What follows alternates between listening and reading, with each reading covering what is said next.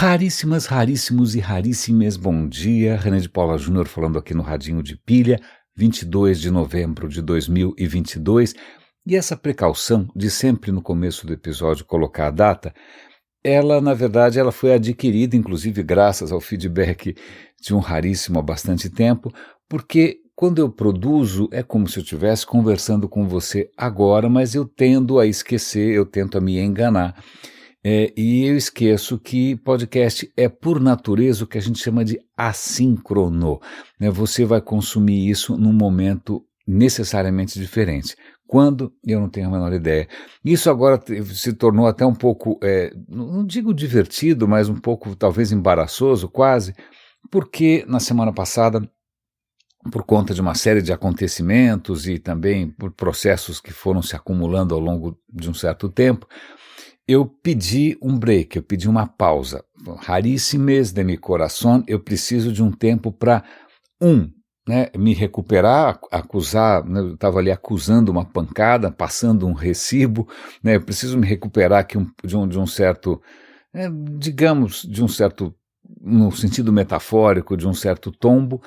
Eu também preciso não só me recuperar, eu preciso reencontrar um caminho. Bom, em suma, eu fiz um episódio bastante pessoal, bastante transparente, como sempre, aliás, talvez até mais do que normal, e coloquei isso no ar. E, bom, uma semana depois, que é normalmente o tempo em que muitos processos biológicos e também afetivos demoram para mais ou menos se reorientar, eu voltei a publicar.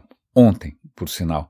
Mas é engraçado que como, obviamente, nem todo mundo tem tempo para acompanhar o radinho assim, que ele sai quentinho do forno, claro que não, todo mundo tem sua própria rotina, o que acontece é que bons amigos acabaram ouvindo esse episódio, ou esse episódio anunciando, né, esse episódio um pouco mais dramático, um pouco mais carregado, acabaram ouvindo isso uma semana depois. E aí ontem eu tenho recebido mensagens muito carinhosas, muito queridas, agradeço a todas, preocupadíssimas mas eu falo, olha, eu já voltei a gravar. Então, mais do que nunca, é importante eu colocar essa data aqui.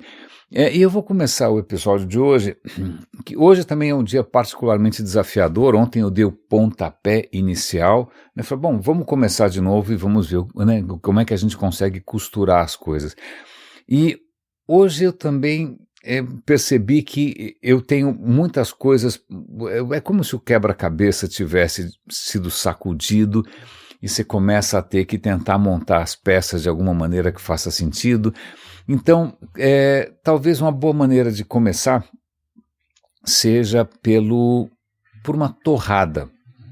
Tomamos um café da manhã juntos, hoje eu e minha mulher, né, uma parte ali, um ritual matinal é você pegar, ou nós pegarmos ali o nosso pãozinho, colocar para dar uma leve torrada.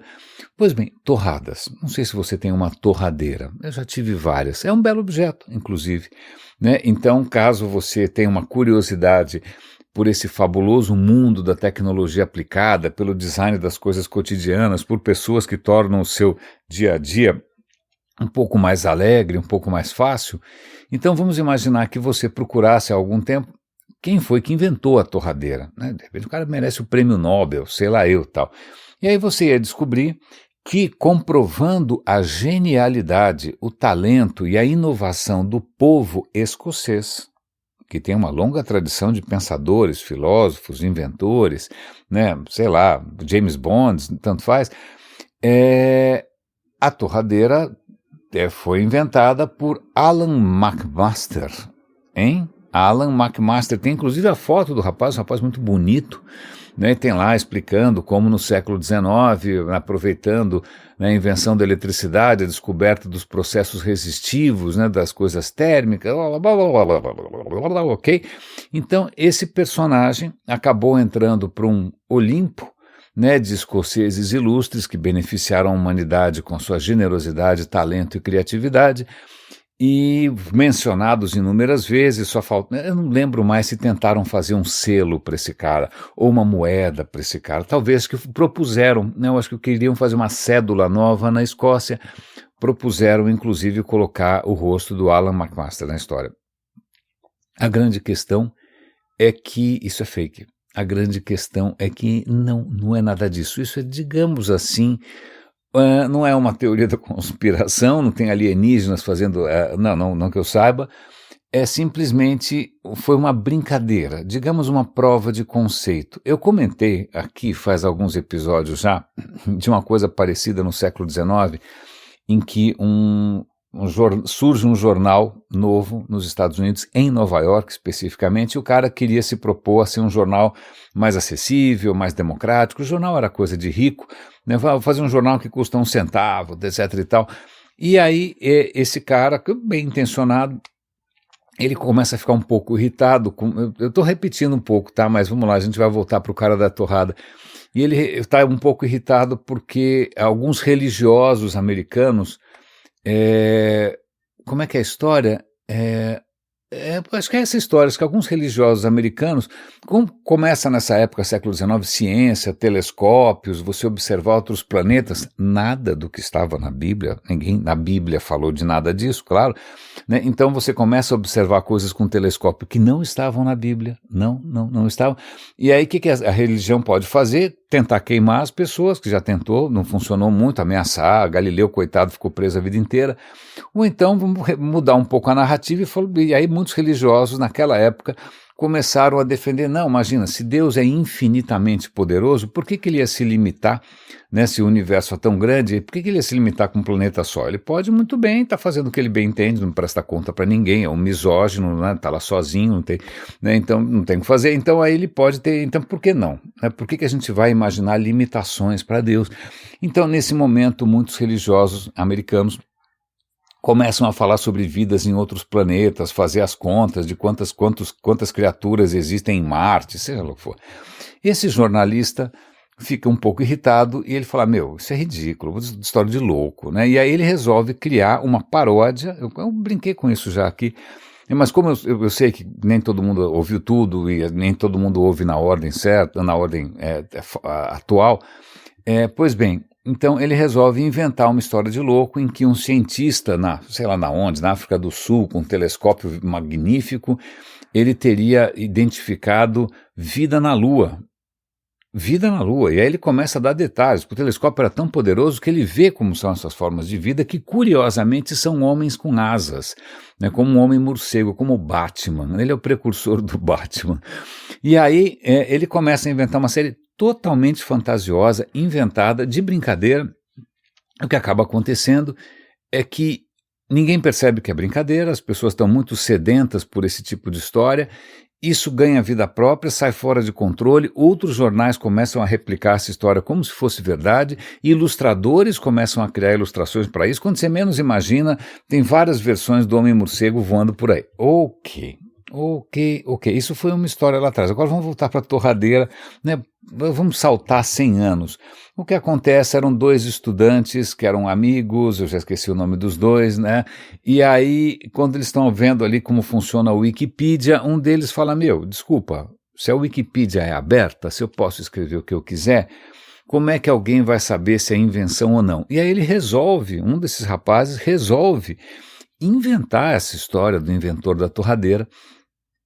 E aí, e para ilustrar o inventor da torradeira, ele rouba o nome do amigo, então existe um Alan McMaster, né? Só que esse Alan McMaster não é o inventor da torradeira, é o amigo dele, simples assim. E ele pega uma foto dele próprio, dá um tapa ali no Photoshop, deixa a foto meio envelhecida, deixa a foto meio rasgadinha e tal, e, se você vê um artigo na Wikipedia sobre o inventor da torradeira, não é uma coisa que salta aos olhos, não vai parecer que aquilo é uma conspiração das elites pedófilas debaixo da pizzaria. Não, é uma curiosidade, inclusive é muito difícil de você, caso você tivesse um impulso, né, uma intuição, você validar. Como é que você valida? Né? Você vai ter que fazer praticamente uma pesquisa historiográfica, como é que se descobre esse negócio? No fim, acho que quem inventou a primeira torradeira comercial é um cara que trabalhava na GE, na General Electric, tá bom? Até aliás, é um objeto bastante bonito. Eu vou dar o link para tudo isso. Pois bem, então ele criou esse artigo falso com uma foto falsa e a coisa ganhou vida própria. Até que, recentemente, acho que na última década, sei lá, um garoto de 15 anos aliás, eu me identifiquei porque o garoto, acho que quando ele não tem muito o que fazer, ele entra na Wikipedia e fica vendo coisas a esmo. Eu me lembro, eu era uma criança de apartamento no centro de São Paulo. Por sorte, meus pais tinham livros em casa, sempre gostaram de livros, sempre me deram livros, e por sorte nós tínhamos enciclopédia, no caso a Enciclopédia Abril, que eu não sei como é que eles conseguiram fazer aquilo no meio da ditadura, mas tanto faz.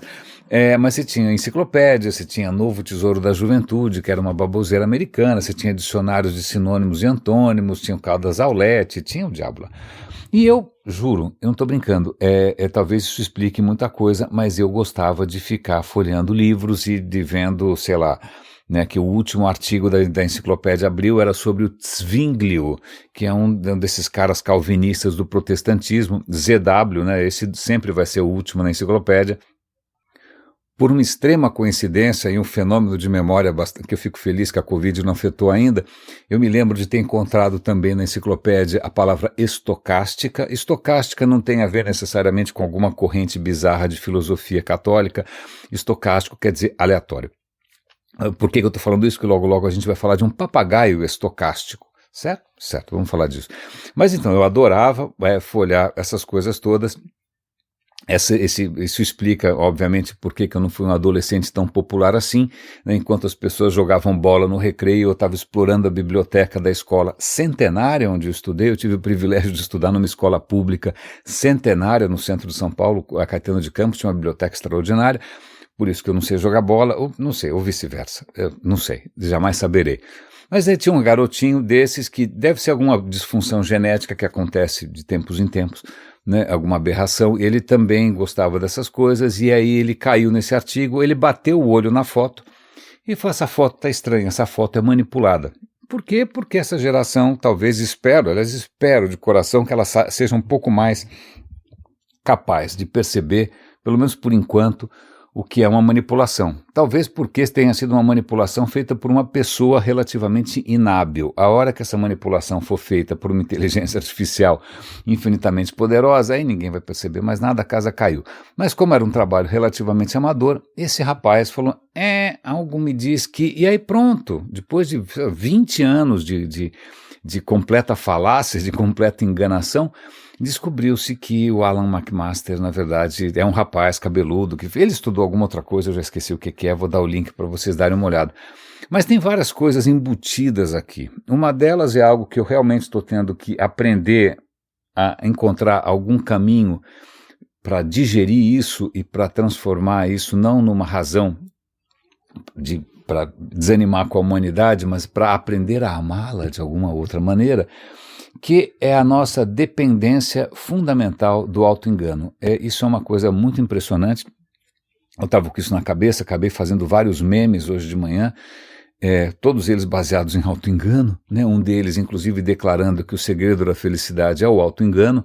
Então, se você quiser desejar alguma coisa positiva para alguém, você pode falar, olha, eu espero que seu auto-engano não passe nunca, né? Ou que dure bastante. Isso até que é uma boa fórmula, né? Uma fórmula bastante sincera. E, aliás, eu fiz eu tenho um canal no Twitter, enquanto há o Twitter, chamado Big Data Vênia, um trocadilho meio bobo, mas tudo bem. E eu, pensando nisso, é um canal sobre inteligência artificial, eu vou dar o link para vocês, e eu fiz uma pequena colocação. Falei, a hora que os robôs perceberem o quanto a gente depende do auto-engano, o que eles vão fazer? Eles vão dar uma, né, sincerão, honestão, e eu falo, para com isso, você não é tão bonito assim, para com isso, essa foto ficou uma porcaria, para com isso, você não é o maior amante do mundo. Ou eles dão a real pra gente, ou então eles vão tolerar, vão dar algum jeito de tolerar, ou então vão manipular isso até não poder mais e a gente vai cair na Matrix. Não sei, está em aberto, mas isso são tentativas minhas, bastante honestas, de tentar fazer sentido e tentar não cair na armadilha fácil de falar mal de todo mundo e achar que todo mundo é burro, que todo mundo tá... Ou dar uma de Platão, né? Aliás, já que Platão é sempre aqui o coitado para-raio das minhas frustrações, Platão tinha aquela ideia de que, a humanidade vive numa caverna, Ela vive numa caverna, a realidade está lá fora, ela está numa caverna e o que ela vê, ela está encantada com o que ela está vendo na parede, o que ela está vendo na parede são sombras projetadas, aí tem uma história toda de sombra projetada, as pessoas encantadas com sombra projetada, imagina, ele já estava prevendo o cinema, ou pelo menos o Netflix, e aí não, porque na verdade essa é a condição humana, exceto para os filósofos, que por acaso era ele, aliás eu estou para ver algum profeta, bom, deixa para lá, né? Então os filósofos, eu estou para ver, não estou brincando, eu queria muito que surgisse alguém que falasse, olha, eu descobri qual é, né, a coisa efetivamente certa, mas não sou eu, é aquele cara ali do lado, eu sou um cara meia boca. Não, obviamente ele se achava sensacional. Então os filósofos conseguem sair dessa caverna e contemplar a realidade plena e verdadeira com seus próprios olhos, né? E se ele tiver de bom humor, ele pode voltar e tentar contar para as pessoas, etc, etc, etc. Bom, ok. Esse é um caminho fácil, né? Achar que está todo mundo enganado, menos você. Aliás, é um bom caminho de felicidade. Eu tenho conhecido, dos efeitos colaterais da gente ficar mais velho, ou não morrer antes do tempo, é o seguinte, quando a gente é muito novo, a gente se embriaga, de novo aquela noção grega da híbris, né, quando a gente se embriaga com a gente mesmo, quando a gente é muito novo, a gente se embriaga, né, com a própria, com a própria saúde, com a virilidade, o corpo e as descobertas que você faz, aí você acha que está todo mundo errado, preso numa série de hipocrisias que não fazem sentido para você, então deve ser errado mesmo, e você tem toda a certeza do mundo, e você está ligado, e você não precisa usar um capacete de bicicleta, porque imagina, você está atento a tudo até você bater a cabeça, bom, ok. Mas aí você cresce um pouco mais imaginando que, puxa, como eu era ingênuo, né, como eu era imaturo, como as minhas convicções eram completamente enganosas, né, agora eu estou num grande processo de descoberta. Aí quando você começa a ficar mais velho, aí você percebe que a noção de adulto é mais ou menos como a noção de Papai Noel. É uma ficção que você acredita até um certo tempo. Porque quando você percebe que existem inúmeras situações onde não há adultos na sala, apesar da idade avançada de todos, né, e que mesmo figuras que já são mais velhas que você, Putin, Trump, um monte de gente mais velha que você se comporta como se tivesse 13 anos e tivesse descoberto um pinto, mas, pois bem, então você começa a perceber que essa noção de maturidade não funciona muito bem e que inclusive muitas pessoas queridas que você respeitava, que você achava fonte, né, de algum tipo de sabedoria ou de inspiração, elas são completamente dependentes de algum auto-engano, que normalmente é um auto-engano, como eu hei de dizer aqui, eu já usei essa expressão recentemente, que é a escusa absolutória, é a desculpa que você arruma para tirar o seu da reta. Então você percebe pessoas mais velhas que você, que vivenciaram experiências junto com você, mas que de alguma maneira se acomodaram a uma narrativa completamente diferente, completamente delirante daquilo que você viu com seus próprios olhos, e isso acaba se confundindo com a sua própria identidade, e quem é você nessa altura do campeonato para tentar falar, olha, veja, não é bem assim, ou não foi bem assim, desculpa, isso obviamente está ficando autobiográfico, obviamente eu não vou citar nomes, nem dar mais detalhes dessa história, mas qualquer um aqui dos raríssimos que está me ouvindo, seja lá quando for, se já passou de uma certa idade, deve ter percebido que realmente algumas pessoas têm uma vocação, deve ser genética, não é? Uma vocação automática para ter uma capacidade de auto-engano absolutamente indestrutível, né? As evidências podem depor contra, né? A pessoa pode se achar linda quando ela não é, ela pode se achar sexy quando ela não é mais sexy, ela pode se achar inteligentíssima, ela pode achar que ela canta bem, apesar, né, das caretas alheias, né? Então, é muito interessante porque deve ter um pacote de genes, não deve ser um só, deve ser assim 150 genes, né?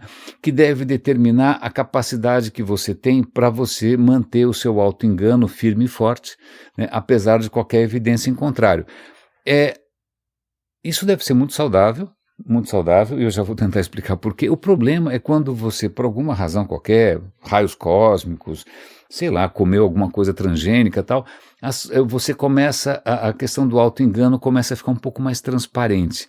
E aí você fala, o que que eu faço com isso? Né? O que que eu faço com isso? E aí talvez esse seja um dos problemas, eu estou desabafando aqui, vocês me desculpem, mas é que esse recomeço do radinho, essa retomada, ou seja, a palavra que a gente escolher, essa segunda encarnação, ou whatever, né, do radinho, ela tem uma coisa aqui que infelizmente vai ser meio terapia de grupo, porque eu estou tentando construir um modelo um pouquinho mais efetivo de entendimento do mundo. Aliás, isso é muito interessante porque ciência, na verdade, é isso. Né? Ciência, na verdade, é reconhecer que qualquer modelo que você tenha de entendimento do mundo, ele é provisório. Né? Ele sempre pode ser substituído por alguma coisa melhor. E ontem eu tive aqui o prazer gigantesco de ouvir uma conversa densa, longa, 1 hora e bolinha, nem sei quantos, entre o Sean Carroll, que é um físico super prolífico. Eu acho que ele tem um irmão gêmeo, ou trigêmeos, porque não é possível que ele esteja em tantos lugares escrevendo livro, falando, fazendo podcast, fazendo pesquisa. Ele é um cientista, não é? O Sean Carroll tem um podcast que eu adoro, que é o Mindscape. Ele entrevista gente de todas as linhas possíveis e disciplinas, muito legal. E ontem ele estava falando com um cara chamado Rafael Busso, que, se não me engano, é da Universidade da Califórnia, não lembro se é de Berkeley, não lembro, mas que é um grande especialista em buracos negros, em teorias holográficas. Cara, o assunto ali era cabeludo, até um pouco difícil de acompanhar, os dois muito didáticos. Mas o que é interessante é você ver ali duas cabeças tentando construir algum caminho nas questões mais complicadas, até, puxa, por que as leis da física como elas são como elas são, qual é o papel, existe verdade, não existe verdade, não só estão discutindo o que acontece quando você atravessa um buraco negro, se o buraco negro tem cabelo ou não tem cabelo, essas são questões, sim, reais, mas você percebe ali um processo de construção e de respeito por perspectivas um pouco diferentes. E o Rafael Bussos, brilhante o cara, num certo momento ele fala, olha, pensa na época dos gregos, né? Você, sei lá, você pode achar que o sol nasce todo dia e não se preocupar com isso. Aí alguém resolve se preocupar com isso, presta atenção lá, vê que de repente os planetas, as estrelinhas, elas vão fazendo um caminho no céu direitinho. Mas aí tem umas outras coisas ali que de repente fazem um caminho de louco, vão e voltam, tal, né? É uma Marte retrógrado, né? Os astrólogos adoram essas coisas. E aí como é que você explica? E de repente o cara, constrói um modelo cosmológico, estou pensando aqui em Ptolomeu especificamente, absurdamente complicado, com discos dentro de discos, um delírio completo, mas que funcionava relativamente bem. Você conseguia fazer algumas previsões, você conseguia saber onde que ia estar o planeta tal no dia X, quando é que a Lua ia nascer. Ele tinha feito um modelo que funcionava relativamente bem a partir de uma premissa completamente delirante de que o mundo gira em torno da Terra. É isso que acontece? Não. Os astros são furos no firmamento girando em cima de sólidos perfeitos? Também não é nada disso. Mas, claro, durante muito tempo está valendo, né? Está valendo, e isso vai me levar a um outro aspecto interessante, que eu já vou comentar com vocês, que é a bendita história do paradigma. Paradigma, eu sempre penso que é uma criança muito chata chamada Digma. Aí você fala, porra, paradigma. Não, é outra história, eu já vou contar o que é. Mas voltando aqui, o cientista comentando que, aí chega num certo momento, vem o Newton, né, uma mudança, vem outros, tem Copérnico, Galileu, uma série de coisas e tal. Aí quando vem o Newton, que caramba, o cara inaugura um capítulo completamente novo, porque você passa a ter não só geometria, mas matemática pesada na história. O Newton funciona estupidamente bem. Aí um dia chega o Einstein falando, pensando bem, eu estou vendo algumas contradições aqui, mas em cada momento desses, você tinha modelos que, para o dia a dia, resolviam bem. Né? O Newton não estava preocupado em como fazer um GPS funcionar, porque não tinha GPS. Aliás, você só consegue fazer GPS funcionar se você esquecer o Newton e levar em conta só o Einstein. Se você levar em conta o Newton, o seu relógio e o seu mapa vão sair completamente fora de sintonia. Então, estou dando essa volta toda para contar que quando você assume, né, que as suas certezas são temporárias, que elas podem ser aprimoradas, isso é muito interessante. Né? Não dá tanto gosto, eu já percebi, não é tão popular quanto você, de repente, se afixar em alguma coisa que foi escrita há 2.000 anos ou há 3.000 anos, né, e achar que aquilo não merece ser revisto, que aquilo realmente pode ser um guia para absolutamente todas as situações, embora tenha sido escrito num lugar completamente diferente, um povo completamente diferente, mas ok, as pessoas estão felizes, né, haja vista, em suma, então eu estou compartilhando em tempo real com vocês aqui, é como se vocês tivessem uma janela para o meu sistema ruminatório, né? Estou ruminando essas ideias, porque não é muito fácil a gente estar aqui nesse canal, nessa relação conjunta aqui de todos nós, está tentando mostrar coisas novas perspectivas, né, novas descobertas, novas maneiras de ver ou de conviver, etc. e tal, quando a nossa vocação para a gente se absolutamente, de uma maneira quase como um sistema imunológico, né, defender as próprias ideias, mesmo que elas não tenham nenhuma aderência mais, mesmo que elas não resistam ao teste do riso, né, mesmo, sobretudo quando essas ideias pensa, aliás, é uma questão interessante. Para quem aqui tem contato com famílias italianas, eu ouvi uma vez, eu acho isso interessante, olha, comida italiana é assim, há gerações a gente vem aperfeiçoando a maneira de fazer o molho de tomate, ou de fazer o macarrão, ou de fazer, seja lá o que for, a lasanha. Isso vem sendo aprimorado há séculos, pela nona, pelo não sei quem, etc e tal, nas tavernas. Então, tá perfeito. Deixa assim, não tem por que mudar. Então, o certo é você... Então, algumas das ideias mais saborosas hoje em dia, mais tentadoras, né, mais irresistíveis, mais apaixonantes, mais envolventes, elas foram ficando assim ao longo do tempo, né? Quando algumas das ideias surgiram, elas não eram tão boas assim, elas foram se aprimorando, né? Eu já mostrei aqui para vocês, estou sempre mostrando um canal que eu adoro, que aliás eu contribuo todo mês, como muitos raríssimos contribuem com o meu canal do coffee.com, são 17, exatamente 17. Eu contribuo também com esse canal, com vários outros, chama Religion for Breakfast, é um historiador das religiões. Eu vou dar até um episódio novo extremamente interessante que ele fez, caso vocês tenham interesse pelos templos egípcios. Ele fez um episódio magnífico sobre o templo em Karnak. O templo de Karnak é na antiga cidade de Tebas. A cidade hoje se chama Luxor, no Egito. É um templo sensacional para o deus Amun. Então você vê, ele fala de todas as religiões possíveis e imagináveis. Mas quando você acompanha esse canal, você percebe que, veja, o que você acredita hoje, isso foi sendo aprimorado, porque algumas das ideias não faziam muito sentido, não eram muito populares. Aí alguém teve essa magnífica ideia de, em vez de, olha, eu vou pedir para você acreditar numa figura completamente arbitrária, violentíssima e ciumentíssima, aí você fala, e se a gente dissesse que ele ama você porque você é especial e ele é só amor? Aparentemente funcionou. Então, assim, essas ideias elas foram elaboradas com o correr do tempo, e elas são muito, elas dão certo, acho que elas evoluíram porque elas foram incorporando o quê?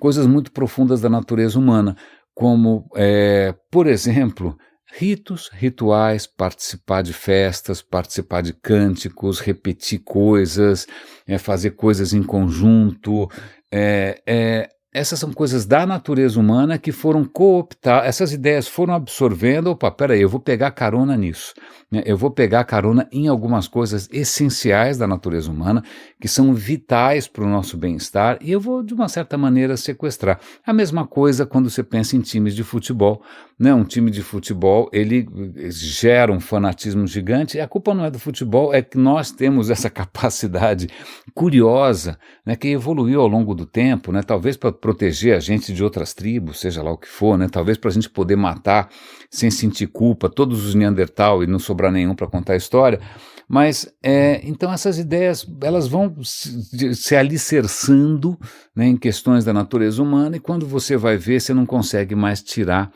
porque parece que você está puxando o chão debaixo dos seus pés.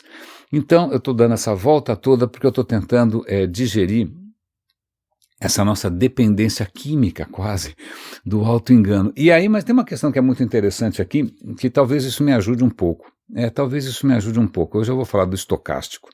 Então, vou fazer uma pausa aqui, eu vou pensar no segundo plano, enquanto eu vou contar uma historinha interessante. Eu contei que, folheando as enciclopédias na minha infância, eu lembro de ter visto a palavra estocástica. Eu vi essa palavra de novo hoje, quando num artigo, vou dar 2 links aqui para vocês, sobre mais um fiasco do Facebook. Facebook, na verdade, é a empresa Meta.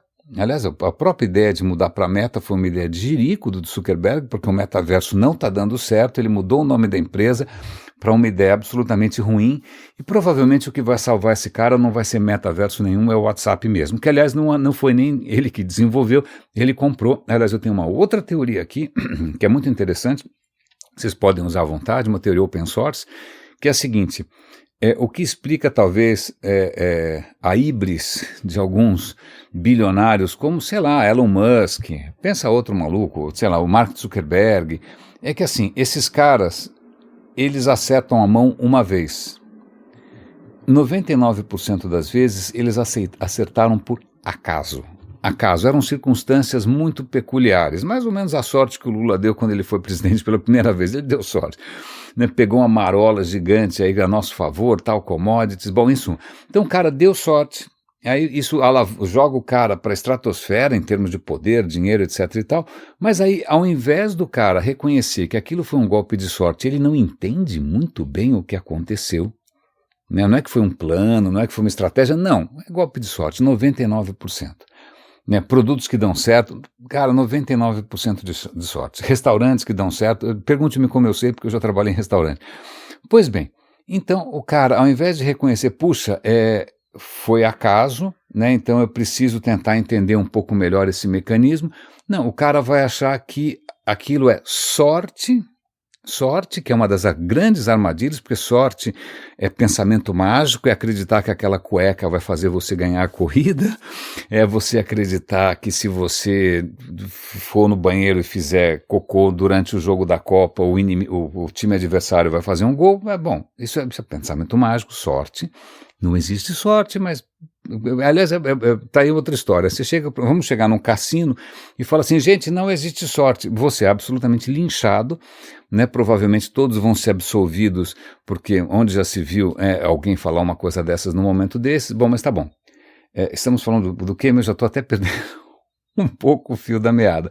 Então, sorte foi simplesmente acaso. Aí o cara vai achar que é sorte, então ele vai achar que ele é abençoado, que aliás é também uma ideia que faz com que muitas religiões vicejem, né, que é imaginar que você seja abençoado, não sei porque você, são 8 bilhões de pessoas, por que você vai ter, mas não sei, também não sei, mas funciona essa história, achar que você é abençoado é sensacional. Então você acha que você é abençoado e que dali para frente tudo vai dar certo, é um destino manifesto. Então você veja, por exemplo, o Mark Zuckerberg, que estava lá na garagem, inventou uma plataforma para ver se conseguia conhecer umas moças, né, porque aparentemente a natureza não tinha ajudado muito ele nos outros quesitos, e aí por acaso isso vira no Facebook. E aí o cara acha que ele é um tremendo gênio, né, e que ele não só pode dar os rumos do digital no mundo inteiro, como ele pode ser o grande demiurgo, o grande criador que vai criar a nova esfera de existência humana, que é o metaverso. Não. Tá dando tudo errado. Então, mais ou menos nessa linha, então já falei da Elon Musk e tal, então é só uma tese, tá? Vocês podem levar adiante. Mas voltando, o Meta, que é essa empresa do Mark Zuckerberg, que estava investindo um dinheirão em um monte de coisa, tá? Uma das coisas que estava investindo é também num desses modelos linguísticos, né? Você está cheio hoje desses robôs que você fala alguma coisa, ele faz uma imagem, você pede para ele continuar um texto, ele escreve um texto, tal. Um dos mais famosos é o OpenGT. É o OpenGT que chama? Eu até vou contar uma história a respeito, mas o que acontece, né?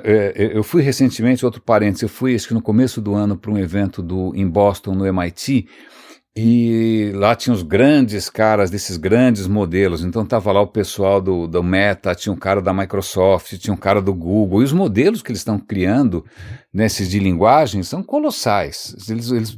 Cara, é um monstro computacional que está simplesmente ruminando, digerindo, mastigando tudo que a gente já produziu para tentar entender como as coisas funcionam. Eu me lembro até de um cara da Microsoft falando, gente, é o seguinte, isso daqui não adianta fazer uma startup, não adianta achar que você vai fazer diferença, porque isso daqui é briga de peixe grande. Você precisa ter recursos infinitos, porque veja, o nosso modelo computacional, sei lá, nossa inteligência artificial aqui, tem 500 bilhões de parâmetros, Desculpa, parou. Nem se preocupa, deixa pra gente aqui. Certo? Certo? Isso chama híbris, tá bom? Só para constar, mas volta. Então, o que acontece, Meta está brincando disso também, e recentemente eles resolveram lançar, né, a público. Que é isso, né? O cara acha que tá bom e solta, né? Vamos ver no que dá. E brinca com o destino de todo mundo, certo? Não, mas tudo bem. Mas ele resolveu lançar um robô chamado Galáctica. Bonito. Bonito. Galáctica lembra alguma coisa de ficção científica, talvez um chocolate, não tenho certeza.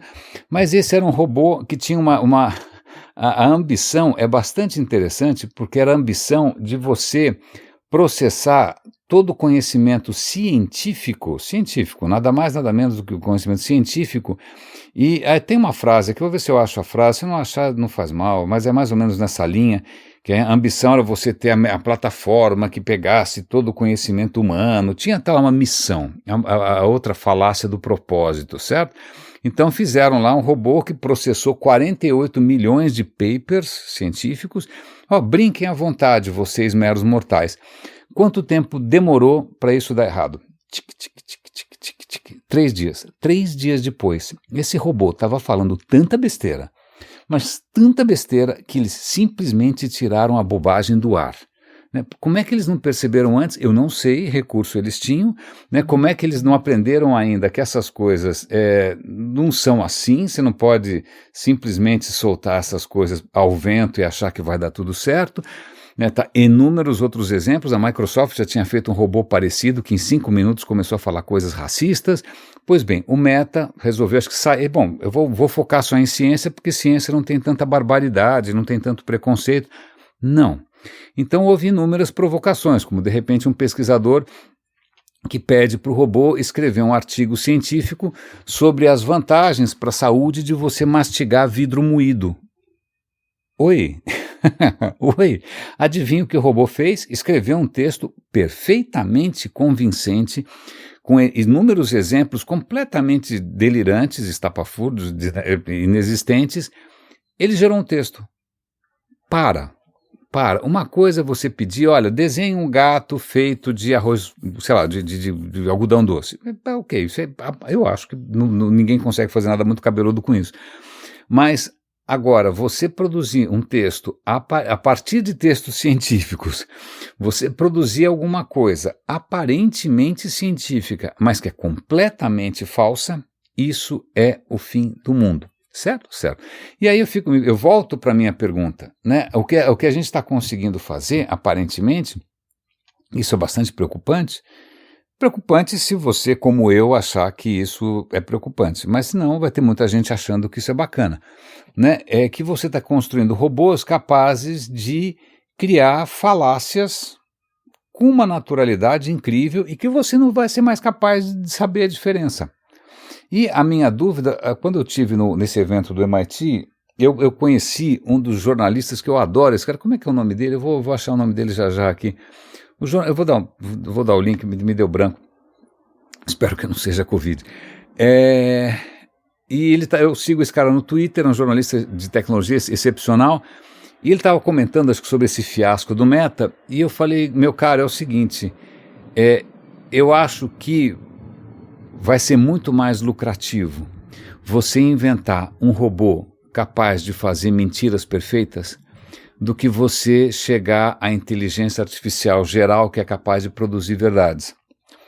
Produzir verdades dá muito trabalho, é muito complexo e não sei que dinheiro que isso vai dar. Agora, produzir pastelaria, meu amigo, isso é a fórmula da grana fácil. Ele riu, né? Não sei o que mais que ele teria a dizer, eu estou um pouco curioso. Mas, de novo, como vocês podem ver, eu estou aqui relativamente fascinado pela capacidade nossa, ou por essa nossa necessidade não sei, vamos lá, então vamos espairecer, tá bom? Eu tenho um apreço cada vez maior pela história, sobretudo porque eu não aprendi história direito, né? Um dos problemas de você crescer durante a ditadura é que a única coisa que os caras querem te empurrar é uma narrativa ridícula, Dom Pedro I, Tarcísio Meira, essas bobagens que o Bolsonaro tentou fazer isso com aquela Damares, ou seja lá como chama aquela criatura lamentável, né? Mas quando você pega história de verdade, né? Muito legal. Isso é de uma riqueza fantástica, sobretudo porque a gente percebe que algumas questões da natureza humana são bastante persistentes, né? Então tem um canal muito interessante aqui no YouTube, que o cara... Perdão, a garganta falhou um pouquinho aqui. Que o cara se dedica a criar impressões vívidas de como era a vida em Roma. Então vou dar um link para um episódio extremamente interessante, dando dicas para como você pode arrumar um lugar para você assistir os gladiadores no Coliseu. Porque o Coliseu era gigante, né? Daí que vem o nome Colossal, Colosseum, né? O Colosseum era grande pra caramba, dezenas de milhares de pessoas e, adivinha, nem todos os assentos eram iguais. Então, quem tinha muito dinheiro, quem era muito importante, sentava ali na boca, né, para respingar sangue, né, para sentir cheiro de vísceras, aquela coisa, né, bacana. É o equivalente do Dolby Surround do HDR. Então, o IMAX ali era só para, digamos, a elite. E aí você tinha, cada vez mais longe, né, daquela matança, você tinha, bom, aqui sentam a ordem equestre, aqui sentam as pessoas comuns, lá em cima sentam os escravos e as mulheres, né, tentando ver lá de cima, não tinha binóculo ainda, mas aí ele vai contar como é que você faz, ele explica tudo, como é que era o ingresso, quanto custava, mas na verdade quem tinha muita grana ganhava lá um monte de ingresso para distribuir, né, os ricões ali, eles tinham uma certa obrigação de serem generosos com as camadas mais baixas, aí você podia puxar o saco, você podia ir na festa, quem sabe o cara te dá. Isso dá, nossa, é uma delícia. Eu ouvi isso e falei, cara, eu vou começar a seguir esse cara. E hoje eu estava aqui de manhã assistindo um episódio sobre a vida noturna na Roma Antiga. Né, a gente tem, obviamente, né, relatos e arte, mas a gente também tem muitas coisas de Pompeia. Pompeia era um Guarujá, era uma cidade meio balneário romana, não era exatamente, não era o Rio de Janeiro, né, mas era uma cidade, sei lá, um Guarujá, né, que seja Camboriú, né, que foi soterrado, congelado no tempo por causa de um vulcão, e tem inúmeras coisas ali preservadas e tal. E o que acontece é que vamos imaginar que você seja um romano, né, e a sua vida vai ser em função do sol, né, quando o sol nasce, quando o sol se põe, porque não é a coisa mais fácil do mundo você manter as coisas iluminadas quando você não tem eletricidade, certo? Certo. Então, quando chega de noite, o que você tem para fazer? Você vai ficar dando um rolezinho por aí? Não necessariamente, porque não era, sobretudo numa cidade grande, não era muito seguro. Certo, certo. Então você fazia coisas ali na imediata vizinhança. E uma das coisas que era muito comum, até por razões práticas, era você comer fora. Não porque as pessoas fossem snobs e tal. Acontece, aliás, eu recomendo, caso você vá a Roma, tente visitar. Eu não vou lembrar como é que chama, mas em Roma as pessoas moravam em predinhos de 3, 4, 5 andares. Né? Como é que chama? Eu já esqueci, deu branco. A Covid está pegando mesmo. Então, eram prédios, e você tem alguns desses prédios para você visitar, você consegue entrar, você sobe as escadas, você vê como eram os cômodos, então você já tinha ali alguns confortos, você tinha alguma coisa parecida com encanamento, né, mas você não podia cozinhar. Se você fosse cozinhar em casa, você botava fogo na casa, certo? Certo. Então, o que você tinha que fazer? Você tinha que comer na rua. Então, uma instituição do Império de Roma era a taverna. A taverna eram estabelecimentos, aliás, recentemente descobriram uma taverna em Pompeia, vou dar um link para vocês darem uma olhada, que tem lá um balcão, as comidas onde todo mundo pegava lá os petiscos e tal. Você ia para a rua comer. À noite você dava uma voltinha e não precisava ir muito longe, porque você tinha praticamente uma taverna para cada 100 habitantes. Você tinha taverna, como mais aqui em São Paulo, padaria. A cada uma esquina e meia tem uma padaria. Né? Então era basicamente como uma padaria. Por quê? Porque você tem um forno de pão em casa? Não dá para ter. Né? Algumas coisas é mais fácil você ter. Então a taverna funcionava assim. Então você tinha tavernas perto de você, à noite ali, onde as pessoas iam comer alguma coisa, iam beber, iam paquerar, iam jogar. Isso é extremamente interessante. Iam jogar.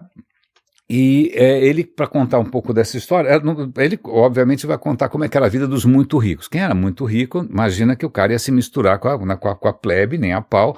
O cara morava naquelas mansões gigantescas, fazia festas nababescas que consumiam milhões de sestércios e blá blá blá, com coisas exóticas e animais malucos e orgias.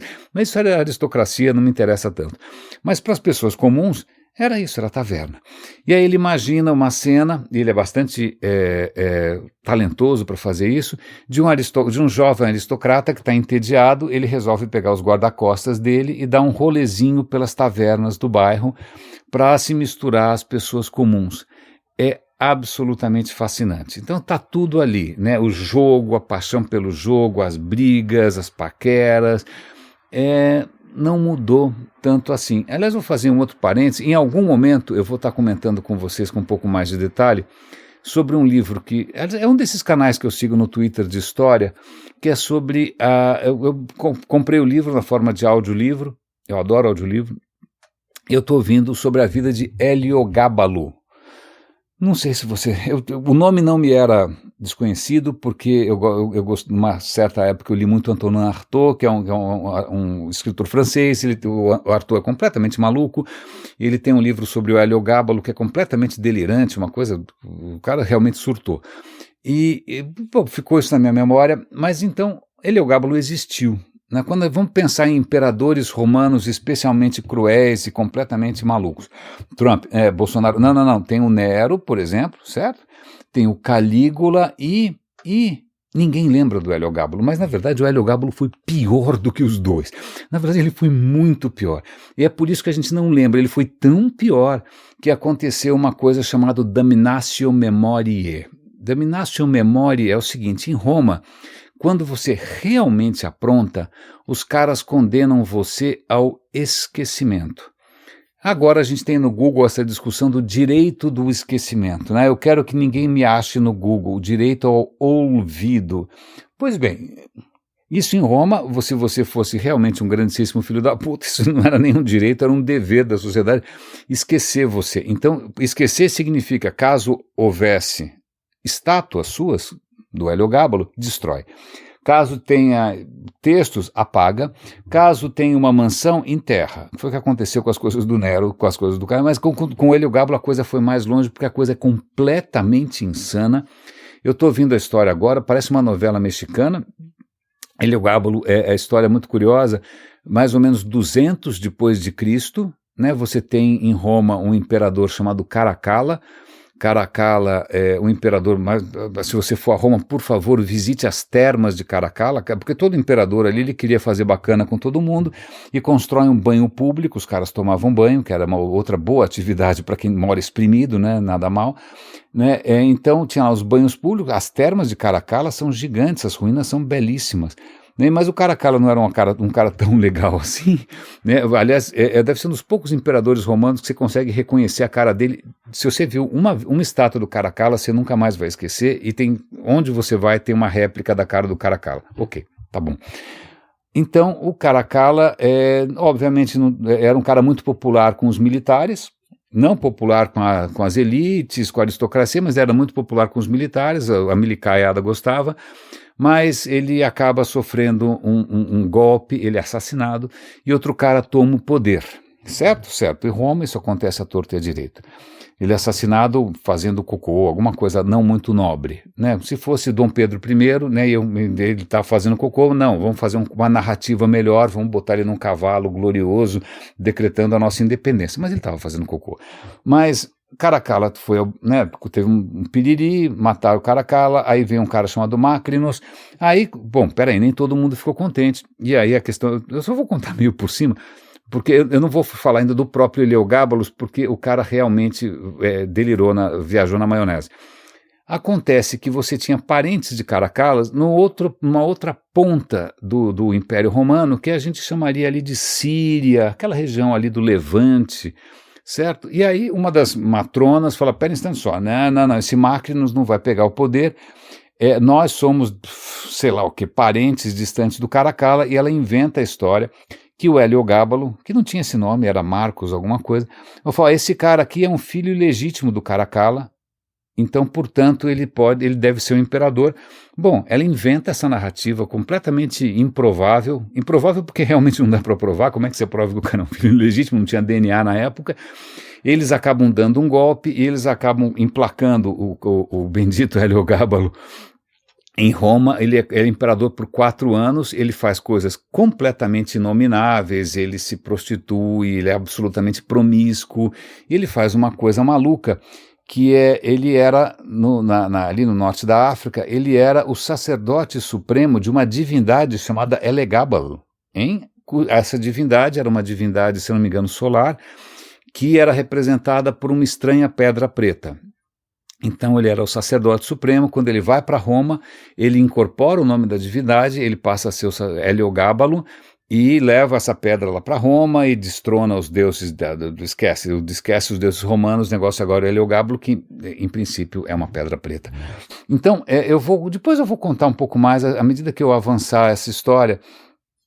Eu vou contar para vocês detalhes, os mais picantes eu vou poupá-los. Eu não tenho nenhuma fascinação maior por coisas muito, digamos, exóticas, no sentido de comportamento carnal, mas por que eu estou contando essa volta toda?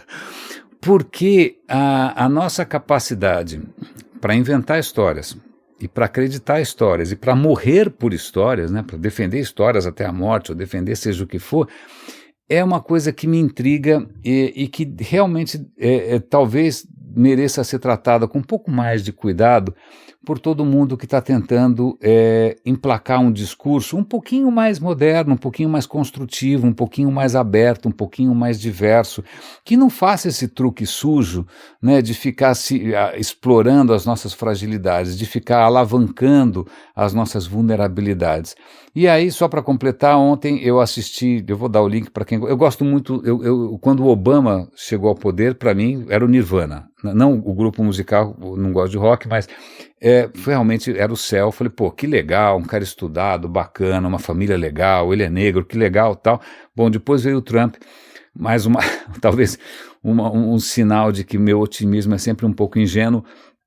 Mas ontem eu vi ele num desses night shows americanos, esses programas de conversa com um apresentador negro também, e eu estava ouvindo o Obama e eu falei, cara, que saudade de ouvir alguém articulado, que saudade de ouvir alguém ponderado, que saudade de ouvir alguém que não quer mexer nessas armadilhas fáceis, né? De alguém que está tentando construir diversidade, alguém que está tentando mostrar o valor da democracia, do debate, da diferença. Eu fiquei encantado, mas do meio para o fim eu falei, cara, será que adianta? Será que ele consegue? Será que a gente consegue emplacar isso quando a gente, talvez por conta até da própria tecnologia, a gente simplesmente turbinou a nossa capacidade de autoengano, né? A gente criou um sistema imunológico, não só um sistema de viralização do autoengano, do engano e do autoengano. E aí, para isso, para encerrar, eu vou dar um link para um belo texto do Demigetico, que é uma figura que eu admiro imensamente, do Comitê Gestor da Internet, em que ele está falando ele também está inquieto com essa capacidade que a gente tem de multiplicar narrativas, e essas narrativas, de repente, ganham vida própria, e ele acaba citando no final Nietzsche, que é outro filósofo que sempre inspira, em que as convicções são mais perigosas que as mentiras. Então, bom, se você quer algum lugar aqui onde as convicções são sempre temporárias, onde as convicções são sempre abertas, ou a gente está tentando fazer esse caminho, muito bem-vindo. Raríssimas, raríssimos e raríssimos, cuidem-se, por favor. Um grande abraço e até amanhã.